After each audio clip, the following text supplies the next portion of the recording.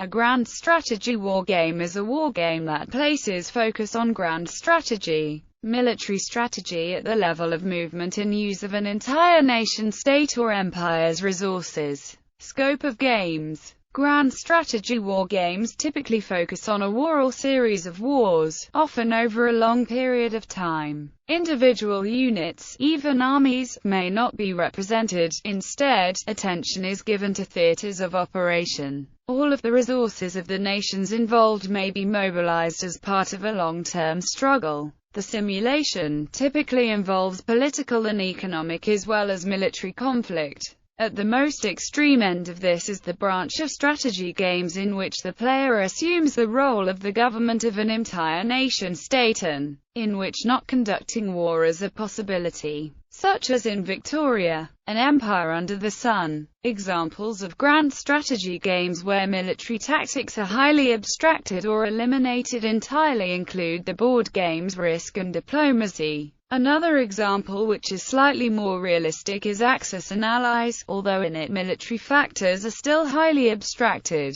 Games such as Rise and Decline of the Third Reich, Empires in Arms, and Empires of the Middle Ages are true war games, in the sense that military units are specifically represented, and engage in direct combat based on specific military attributes. The Crusader Kings and Europa Universalis series are examples of computer-based games of this type. Gameplay and dynamics. Games use various techniques and features to simulate aspects of national military strategy. Some games simulate industrial production of resources and military units. Others may enable various diplomatic moves and alliances. For example, the game Axis and Allies utilizes a price for producing units, consisting of a quantity of production units allocated each turn and used to pay for each unit produced. Some games allow various nations to produce units at a set rate, corresponding to their actual real-world industrial and economic history. Academic use.